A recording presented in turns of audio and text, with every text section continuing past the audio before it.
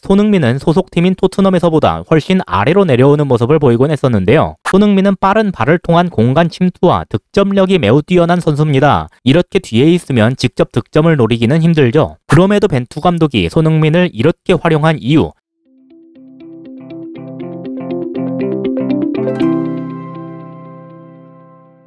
안녕하세요, 축구보는 기자입니다. 오늘은 우리나라와 투르크메니스탄의 월드컵 예선전에서 우리나라가 어떻게 5대0이라는 대승을 거뒀는지에 대해 분석해봤는데요. 저는 보통 전술 분석을 할 때 후방 빌드업을 어떻게 진행했느냐를 먼저 소개하지만 오늘은 예외로 둬야 할 것 같습니다. 투르크메니스탄이 전방에서 압박을 거의 안 가져가다시피 했기 때문에 후방 빌드업의 형태나 방식이 그리 의미가 없었거든요. 그래서 우리나라는 높은 지역까지 볼을 운반하는 것에 어려움을 겪지 않았습니다. 이때 투르크메니스탄의 모습을 먼저 살펴보도록 하죠. 투르크메니스탄은 5-4-1에 가까운 형태를 취하면서 잔뜩 내려섰습니다. 간격도 이 정도면 상당히 촘촘한 편이라고 볼 수 있는데요. 사실 전력적으로 우리나라보다 확실히 열세라고 평가받는 팀인 만큼 이렇게 수비적으로 나올 것은 어느 정도 예상이 됐었습니다. 우리나라에게 주어졌던 숙제는 이 밀집 수비를 어떻게 뚫고 득점을 해내느냐는 것이었죠. 벤투 감독은 극단적으로 많은 숫자를 전방에 투입하면서 이를 해결하고자 했습니다. 지금 모습을 보면 거의 1-2-7에 가깝다고 볼 수도 있을 정도인데요.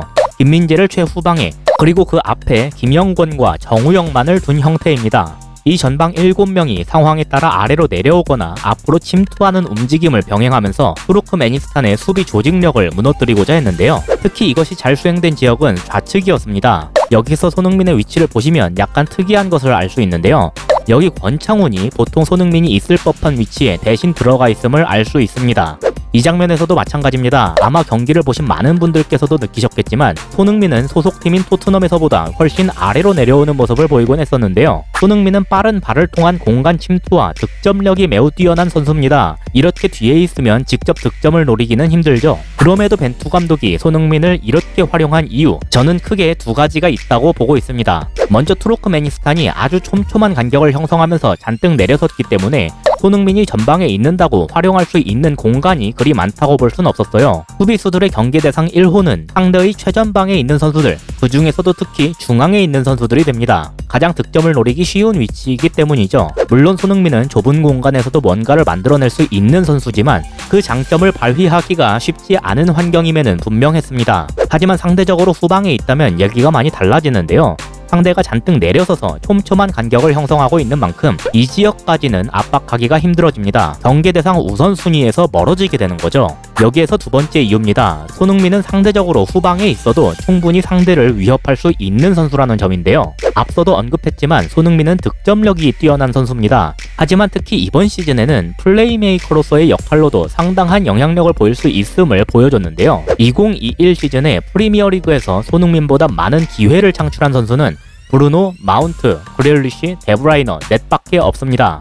이런 활약을 토대로 손흥민은 프리미어리그 올해의 팀 베스트 11 중 하나로 꼽히기도 했죠. 토트넘에서는 코너킥을 전담해서 맡을 정도로 날카로운 크로스를 올리는 능력까지 갖추고 있습니다. 상대하는 투르크메니스탄 입장에선 손흥민이 약간 아래에 있다고 해도 압박을 마냥 풀어놓을 수가 없었어요. 손흥민을 냅두자니 다른 전방 자원들에게 질 좋은 패스를 투입하는 것을 너무나 쉽게 허용하는 셈이 됐고, 심지어 이렇게 중거리 슛까지 차고 냈기 때문이에요. 아슬아슬하게 빗나가긴 했지만 다음엔 들어갈 수도 있다는 생각이 안 들 수가 없습니다. 그렇다고 한 명만을 마크맨으로 둬서 막자니 1대1 정도는 쉽게 버텨낼 수 있는 개인 기량까지 지니고 있죠. 결국 이를 근본적으로 막기 위해서는 손흥민이 있는 위치까지 압박 라인을 올려서 여러 명의 선수로 협동 수비를 할 수밖에 없습니다. 1대1이 안 되면 2대1, 3대1로 막는다, 그런 개념인데요. 이건 필연적으로 다른 선수가 활용할 수 있는 공간을 발생시키게 됩니다. 그리고 이 역할을 맡은 것이 보통 권창훈이었는데요. 권창훈은 손흥민으로 인해 만들어진 하프스페이스 공간을 적극적으로 침투하면서 거의 얘가 최전방 수리톱 중 일원이 아닌가 싶을 정도의 모습을 보였습니다. 최전방 자원들 간에 종종 위치가 바뀌긴 했지만 우리나라가 노리는 지역은 거의 여기였어요.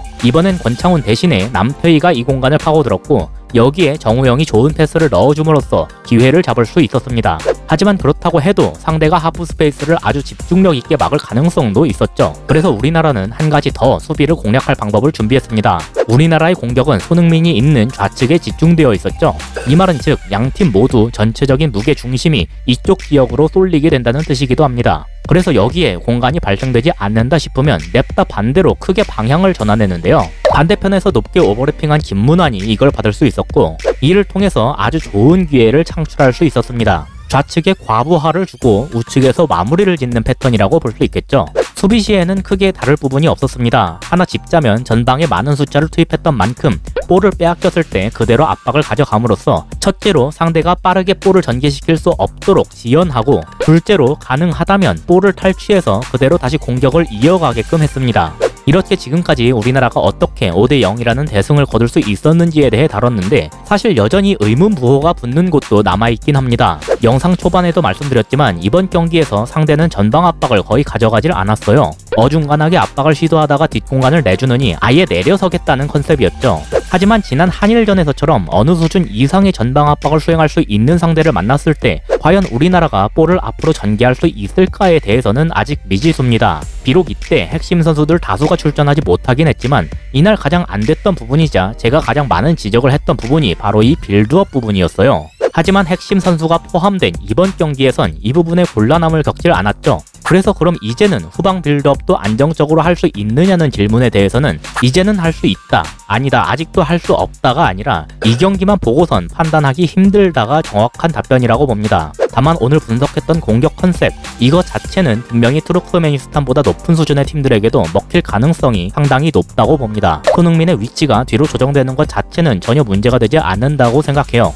윙어가 뒤로 빠지고 대신 중미가 하프 스페이스를 침투한다는 컨셉은 유럽의 강팀들도 종종 활용하는 방식입니다. 이 장면으로 놓고 보자면 손흥민이 마네, 권창훈이 베이날둠의 역할을 맡고 있었다고 할 수 있겠죠. 그래서 비록 상대가 우리나라에 비해 훨씬 전력적으로 약팀이긴 했지만 내려선 수비를 부술 수 있는 공격 컨셉을 보여줬다는 점에서 아주 좋은 점수를 받을 자격이 있다, 그렇게 평가할 수 있는 경기가 되겠습니다. 이상으로 오늘의 영상을 마치도록 하겠습니다. 시청해주셔서 감사합니다.